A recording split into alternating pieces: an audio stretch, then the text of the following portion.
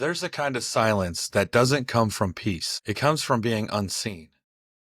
And in that silence, we start to believe the lie that we're meant to walk this life alone.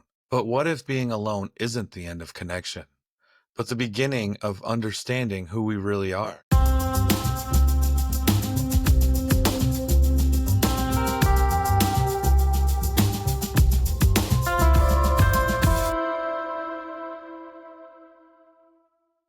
Welcome back to Zero Meaning, where we unravel words, redefine perspectives, and empower healthy change. I'm your host, Xero, and in each episode, we explore the roots and evolution of the language we use every day, clearing up misconceptions and uncovering how these words shape our thoughts, our relationships, and the way we see ourselves and the world around us. Because when we start using our words more intentionally, we also start living more intentionally. This episode was born from a moment of reflection, a moment I tried to put into words through a poem I call Self-Quest. Just the first few lines say enough to explain why the word alone matters so much to me. Every single day, digging deeper and deeper into the innermost parts of my being, I find little nuggets, morsels of presupposition that need to be broken down, understanding why I feel the way I feel. It's in solitude that I began to truly confront myself, not as a punishment, but as a practice of presence. And that's where today's word begins. The word alone comes from the Old English phrase al ana, literally all one. At its origin, it meant being whole unto yourself, not fragmented, not forsaken. But over centuries, something shifted. Language began reflecting our growing discomfort with solitude. Alone no longer meant complete. It began to mean cut off, not all one, but no one else. And yet, when I sit here with my poem, with the lines, every single day digging deeper and deeper into the innermost parts of my being, I hear a different truth. This is not abandonment, it's excavation. We're not running from the silence, we're mining it. I find little nuggets, morsels of presupposition that need to be broken down. That's not loneliness. That's the sacred work of becoming whole. To be truly alone, all one, is to finally sit with the roots of our feelings, to trace them back, to break them down, and to rebuild meaning from the inside out, understanding why I feel the way I feel. Maybe the world taught us that being alone meant being empty. But these words remind us, alone is not emptiness, it's depth. It's the space where we finally meet the parts of ourselves that have always been waiting to be known. For most of my life, I carried an abject terror of being abandoned, of being left behind, of sitting in the silence and having no one echo back who I was. So I adapted, I shifted, I shape-shifted into whatever people needed me to be. The peacekeeper, the motivator, the listener, the chameleon. And ironically, I have never felt more alone than when I was surrounded by people and yet completely unseen. Because when you betray yourself to stay connected, what you're really doing is severing the connection that matters most, the one between you and you. There was a moment in my life where I was forced to be alone, and it was hell. No distractions, no roles to play, no masks to wear, just me and 1,000 unfiltered thoughts circling like vultures. I didn't have the coping skills. I didn't know how to be myself, only how to run from me. But in that silence, something surprising happened.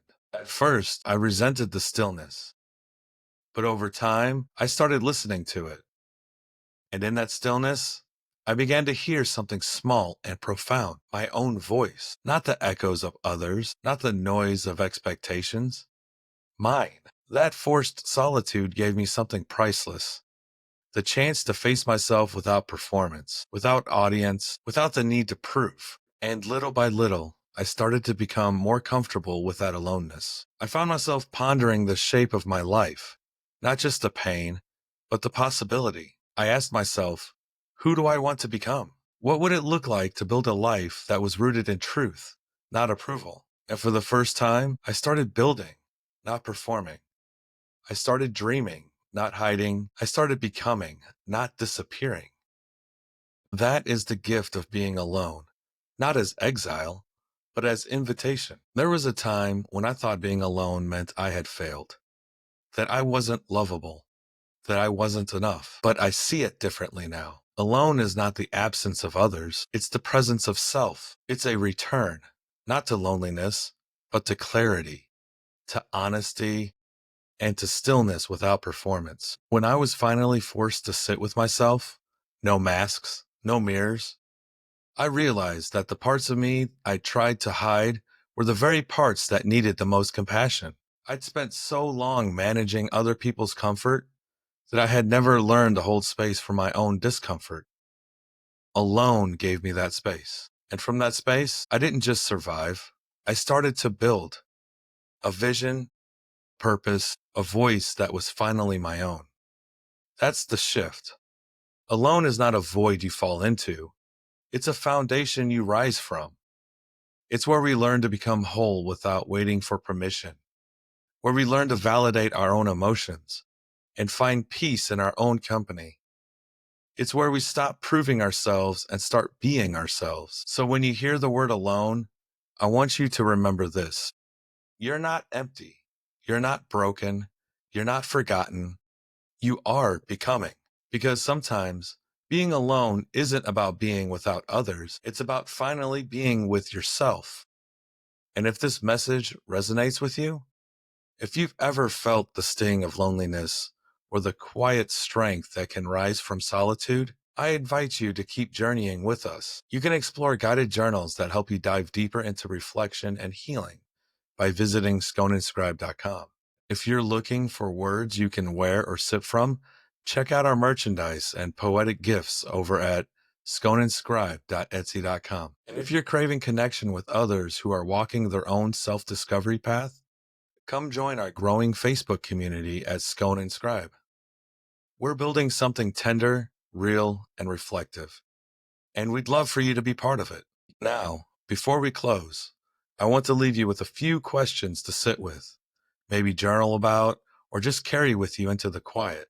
When was the last time you felt truly at home with yourself? What masks have you worn to avoid being alone? What would it look like to be with yourself, not out of punishment, but out of love? Remember, being alone isn't a curse. It can be a crucible. And in that stillness, you might just hear the sound of your own becoming. So if the word alone has ever made you shrink or ache or run, may you now begin to see it as sacred space, a quiet room where your truest self is waiting, not for someone else to find you, but for you to come home. That's it for this episode of Zero Meaning, where we unravel words, redefine perspectives, and empower healthy change.